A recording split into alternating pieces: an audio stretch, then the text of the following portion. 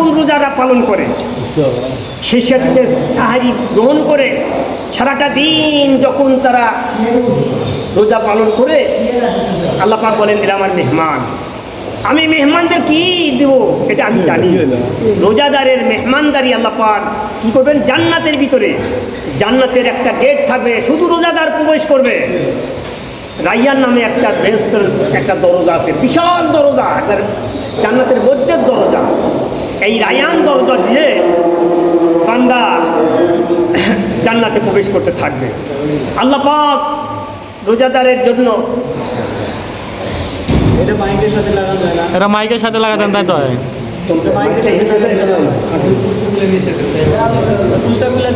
এই রোজাদার আল্লাহ পাক রোজাদারের জন্য জান্নাতের ভিতরে মাছের কলিজা দ্বারা এই খাবার দিয়ে কাবাব করা কলিজার দ্বারা মেহমানদারি করবেন আল্লাহ স্বয়ং।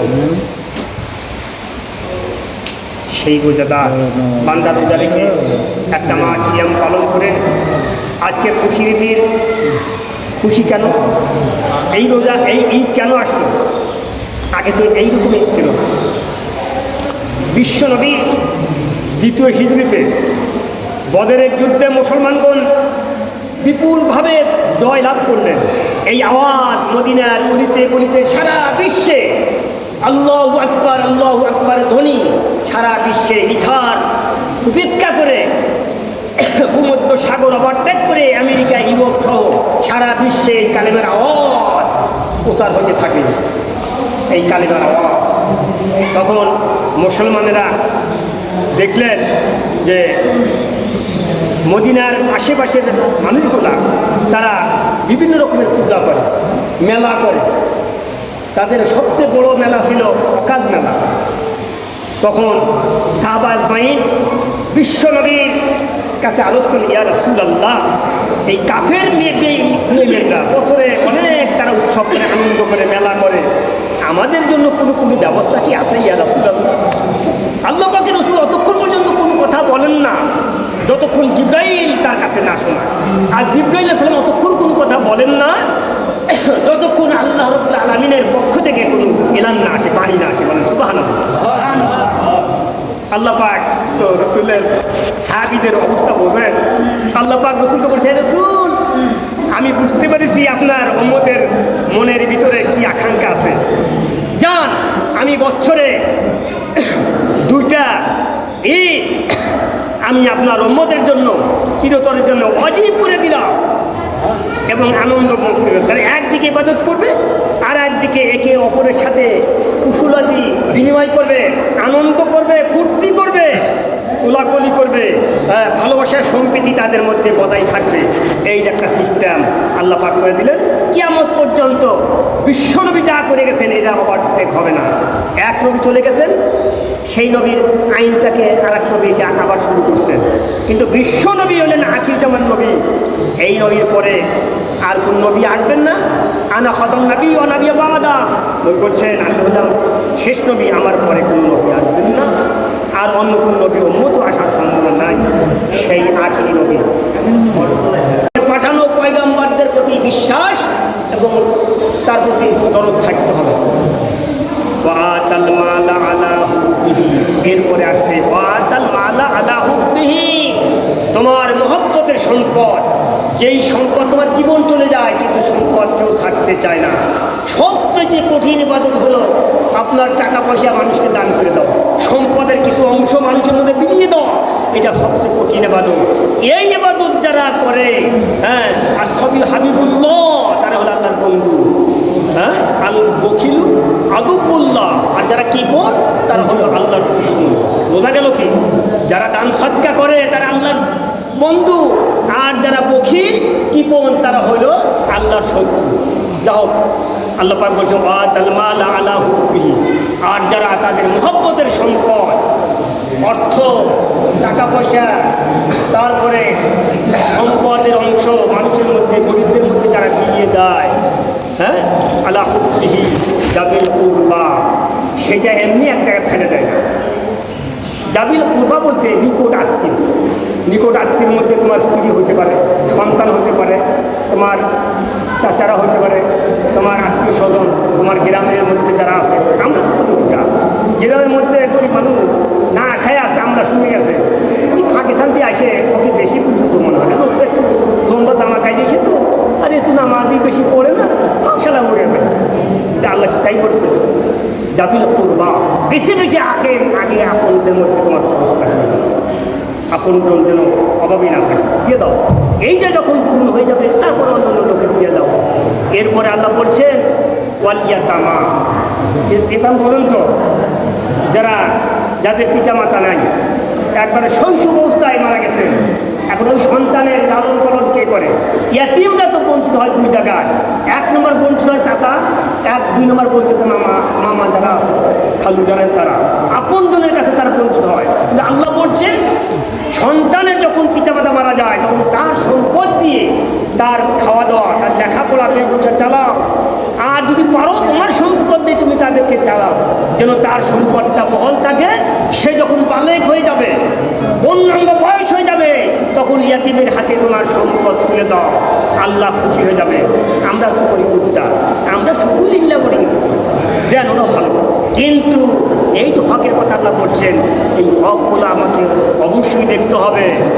তারপরে আল্লাহ বলছেন অল মাসাকিন, মাসাকিন বলেন যারা মিসকিন, ভিক্ষা করে খায়, অভাবী মানুষ।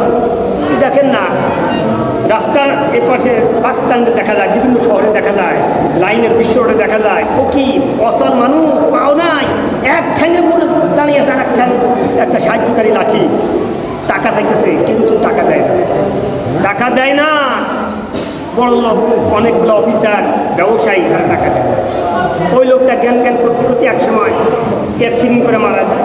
তখন একটা লাল কাপড় দিয়ে লাইনে শুয়ে দিয়ে দেয়, লাশে পুরো 100 টাকা 500 টাকা মারতে। কিন্তু এই লোকটা যখন কোনো পীরের মাজারে চলে যায়, মরা মানুষের লাশের উপর 500 টাকা 1000 টাকা মারো, টাকা দরকার তো জেন্দা মানুষের, তুমি মরা মানুষের কবরে দিলা। এর চাইতে বন্ধুনা লাঞ্ছনা কি হইতে পারে? যে জীবিত আছে গরিব মানুষ তাকে দিলে না, আর মারা গেছে বাবাই তাকে দেওয়া শুরু করছে। তার কারণ ওর লাশটা তো পুজে গেছে, ওই লাশের উপর টাকা মারতে চান, তাড়াতাড়ি ওকে সৎ। এইটা আল্লাহ চান। আল্লাহ চান জীবিত অবস্থায় তাকে যেন ভালোভাবে চালানো যায়, সুস্থতা, সে যেন সুস্থতার সাথে জীবনযাপন করতে পারে। সেইভাবে তোমরা দেখে শুনে তোমাদের দানগুলো করে আল্লাহ খুশি হয়ে যাবে। কলমা সাকিল আপনার সাবির, আপনার সাবির মানে কি? রাস্তার বেটা, রাস্তার বেটা বলবেন সম্পদ আছে ঠিক, কিন্তু চলে গেছে চিড়িয়াখান করতে পারবে না, যে গেছে চলে গেছে বিদেশে, একটা টাকা নাই বাড়িতে আসার জন্য। এই ক্ষেত্রে তাকে বাড়ি আসার মতন ব্যবস্থা করে দাও, তার খাবার দাবার, তার থাকা নিরাপত্তার ব্যবস্থা বাড়ি আসা করে দাও।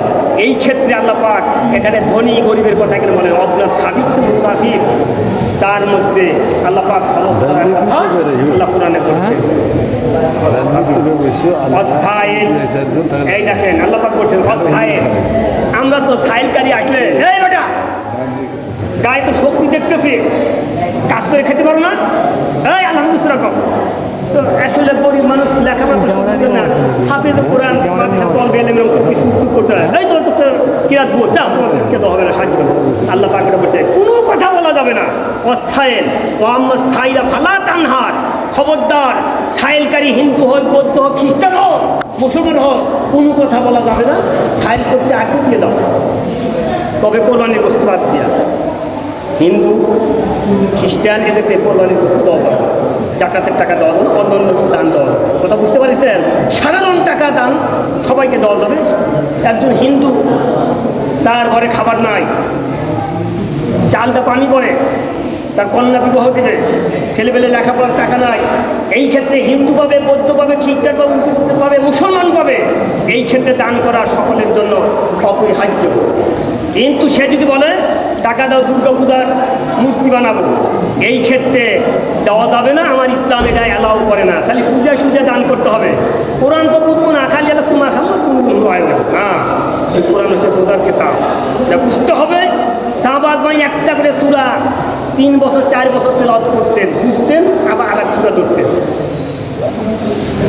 তারপরে জিজ্ঞেস করলে আছে একটা সূরাতে আপনি এত টাইম লাগান, বলে হ্যাঁ এই জন্য লাগাই যে একটা সূরা আমি পড়ি, প্রতি আয়াতের মর্ম বুঝি, সেই অনুযায়ী আমার জীবনটা আমি গড়াই, সেইভাবে আমি কাজ করি।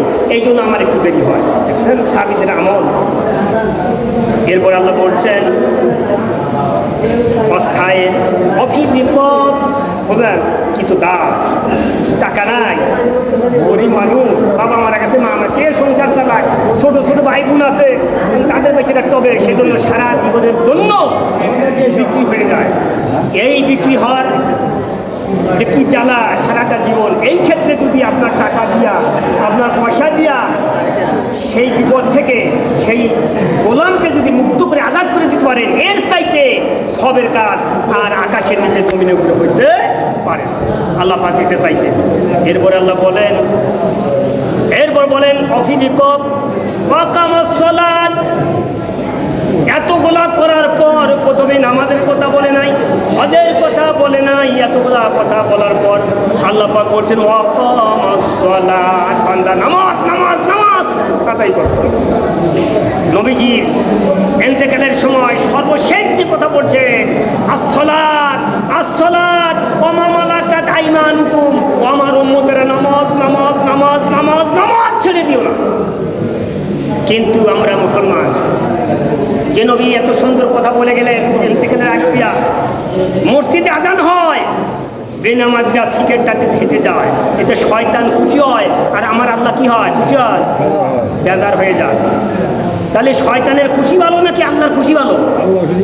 আল্লাহকে যদি খুশি করতে পারে আল্লাহর জান্নাতে নিয়ে যাবে, আর শয়তানের খুশি করলে শয়তান যেখানে সেখানে যাবে। পথ দুইটা, আসাবুল ইমান, আসাবুল ইয়ামিন, আসাবুল শিমাল। একটা ডান পথ, একটা বাম পথ। ডান পথের নেতৃত্ব দেবে আল্লাহর নবীরা। আল্লাহ নবীদের নেতৃত্ব যারা মানবে, আল্লাহ নবীর সাথে কোথায় যাবে? জান্নাতে চলে যাবে। আসাবুল শিমাল, এই দলের নেতৃত্ব তাগুত শয়তান। শয়তানের নেতৃত্ব যারা মানবে, শয়তান সদা তাকে জাহান্নামে গহ্বরে পাঠিয়ে দিবে না?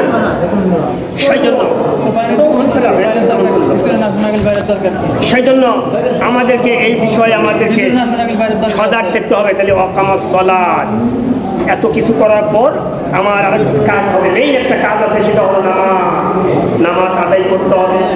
ওয়াতাজ যাকাত, যে যাকাত ধনাঢ্য বিত্তশালী যারা যারা হয়েছেন, তারা প্রাণ খুলে উজাড় করে যারা দান করছেন, এই দানকারীকে আল্লাহ ভালোবাসেন।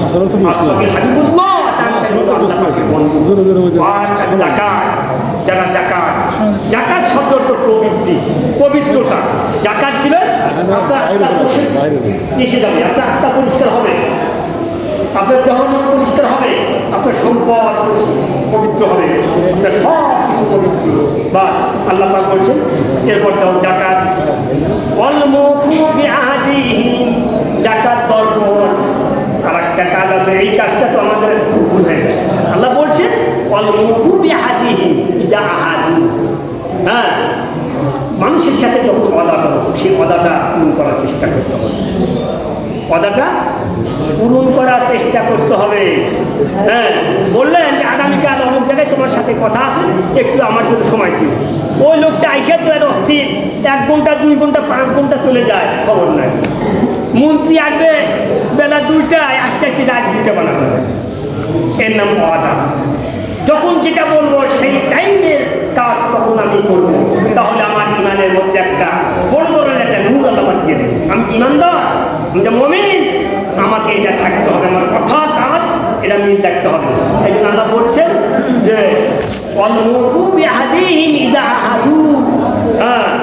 যখন তুমি মানুষকে ওয়াদা দিবা, সে ওয়াদাগুলি তুমি পালন করার চেষ্টা করবা। এরপরে বলছেন আর একটা কথা আল্লাহ বলছেন,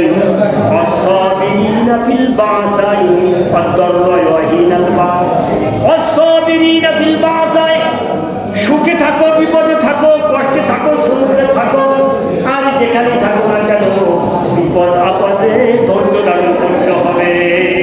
ধৈর্য করবেন না? হ্যাঁ, মহামারী রোগ এসে গেছে, আপনি এলাকা দিয়ে পালে অন্যটা চলে গেলেন, এর নাম ধৈর্য নয়। বিপদ যখন আসবে তখন মাথা ঠান্ডা রেখে যেন আল্লাহ পাক হয়তো এইভাবে আপনি ধৈর্য থাকবেন, বিপদ কেটে যাবেন। জিহাদের ময়দানে সাহাবাত ভাই বিপদগ্রস্ত হয়েছিলেন, উহুদের ময়দানে বহু দিক থেকে শত্রু, কিন্তু বিশ্বনবী কিন্তু ময়দান ছাড়েন না, থাকছেন কি? এর নাম হলো বিপদ, ধৈর্য ধারণ করা। সুখে দুঃখে সকল অবস্থায় আল্লাহর শুকর করে ধৈর্য অবলম্বন করতে হবে। এরপরে আল্লাহ বলেন, শেষ করে দেবো, এরপরে বলেন ওয়াহিনাল বাদ উলাইকাল্লাযীনা সাদাকু ওয়া উলাইকা হুমুল মুত্তাকুন। এই গুণগুলো যার মধ্যে আছে, যতগুলো কথা বললাম, এই কথাগুলো যারা মেনে চলবে, আল্লাহর কথা আল্লাহ বলছেন, এরাই হলো সত্যবাদী। আমি বলি আমি সত্যবাদী না, যে কথাগুলো বললাম এই কথার আমলের সাথে যার মিল আছে, আল্লাহ শেষে আয়াতে বলছে যে উলাইকাল্লাযীনা সাদাকু, আসলে এরাই হলো সত্যবাদী। এরাই হলো কি? সত্যবাদী। উলাইকা হুমুল মুত্তাকুন, এরাই হলো মুত্তাকি। এরাই মুত্তাকি। আর মুত্তাকি যারা হবে তাদেরকে আল্লাহ পাক ডাক দিলেন, ইয়া আইয়াতুহান নাফসুল মুতমাইন্নাহ ইলা রাব্বিকি রাদিয়াতাম মারদিয়া ফাদখুলি ফি ইবাদি ওয়াদখুলি জান্নাতি। আল্লাহ পাক মুমিনদেরকে মর্যাদার বায়না শোনো। আল্লাহ পাক কত সুন্দর কথা বলছেন। আল্লাহ পাক বলছেন, ইয়া আইয়ুহাল্লাযীনা আমানু, হে ঈমানদারগণ, ইয়া আইয়ুহাল্লাযীনা আমানু, ইয়া আইয়ুহাল্লাযীনা আমানু, হে ঈমানদারগণ,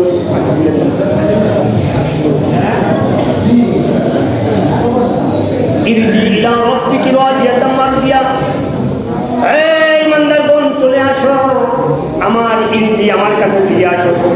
ইরজি ইলা রাব্বিকি রাদিয়াতাম, তোমার রবের সন্তুষ্টির মধ্যে চলে আসো। এই জমিনে কত কষ্ট করে তাহাজ্জুদ নামাজ পড়েছো, কল্পনা চিন্তা করে কত কষ্ট করে সুবহ সাদিক থেকে সূর্য অস্ত পর্যন্ত 16-17টা ঘন্টা তোমরা সিয়াম পালন করেছো। আমি আল্লাহ এই দিনকে রক্ষা করার জন্য বিবি বাল বাচ্চা ইতিম করেছো।